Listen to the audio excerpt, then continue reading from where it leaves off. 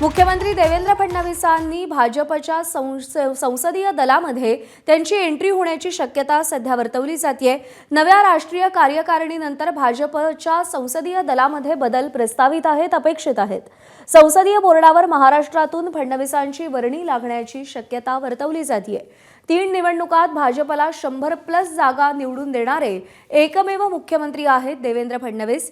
केंद्रात देवेंद्र फडणवीसांचं वजन वाढल्यानं संसदीय बोर्डावर त्यांची एंट्री होण्याचे सध्या चान्सेस दिसतायत, तशा शक्यता वर्तवल्या जात आहेत। फडणवीसांच्या नियुक्तीला राष्ट्रीय स्वयंसेवक संघाचा पाठिंबा असल्याचीही माहिती मिळतेय।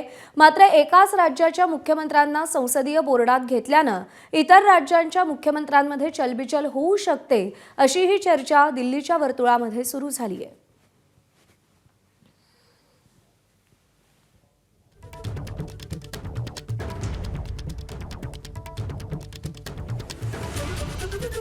संसदीय बोर्डामध्ये देवेंद्र फडणवीसांची एंट्री होण्याची शक्यता सध्या वर्तवली जाते।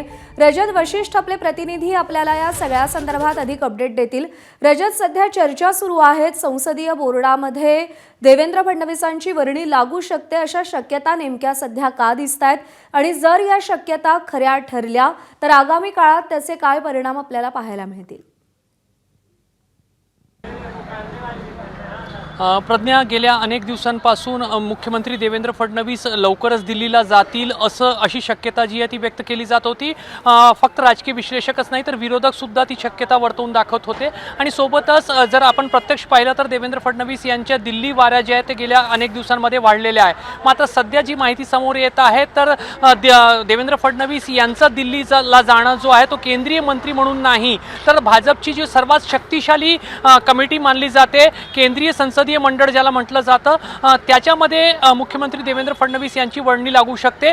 भाजपच्या संपूर्ण निर्णय प्रक्रियेमध्ये केंद्रीय संसदीय मंडळ जो आहे तो खूप शक्तिशाली समिती मानली जाते आणि त्याच्यामध्ये पंतप्रधान नरेंद्र मोदी यांच्यासह मंत्रिमंडळातील त्यांचे जे वरिष्ठ सहकारी आहेत, ज्याच्यामध्ये राजनाथ सिंग असतील, अमित शहा असतील, यांचा समावेश असतो आणि 12 सदस्यांच्या केंद्रीय संसदीय मंडळामध्ये मुख्यमंत्री म्हणून राज्यात काही राज्यांचं प्रतिनिधित्व देण्याचा मागील काही काळापासून एक प्रघात जो आहे तो भाजपमध्ये वाढलेला आहे आणि त्या अनुषंगाने यंदा जे आहे ते महाराष्ट्रातून मुख्यमंत्री देवेंद्र फडणवीस यांची त्यामध्ये वर्णी लागू शकते।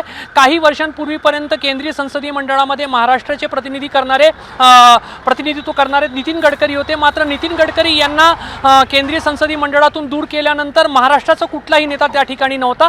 जर देवेंद्र फडणवीस यांची त्या ठिकाणी वर्णी लागत असेल तर नक्कीच दिल्लीमध्ये महाराष्ट्राचा एक वजन जो आहे तो वाढेल आणि भाजपच्या संघटनेमध्ये देवेंद्र फडणवीस यांचा वजन वाढेल आणि जे भविष्यासंदर्भात म्हटलं जातं की कधी ना कधी देवेंद्र फडणवीस केंद्राच्या राजकारणामध्ये प्रवेश करतील तर नक्कीच त्या दृष्टिकोनातून ही पहिली पायरी आहे का, या सर्व डेव्हलपमेंटला राजकीय दृष्टिकोनातून त्या अनुषंगानेही पाहिलं पाहिजे। अजूनही या गोष्टीला दुजोरा मिळालेला नाहीये। मात्र नितीन नवीन लवकरच संपूर्ण घोषणा जी आहे ते त्यांच्या नवीन टीमची करणार आहे, काहीची घोषणा करण्यात आलेली आहे। तर येणाऱ्या काळामध्ये असे डेव्हलपमेंट भाजपमध्ये होऊ शकतात अशी शक्यता व्यक्त केली जाते। निश्चित रजत, धन्यवाद दिलेल्या माहितीसाठी।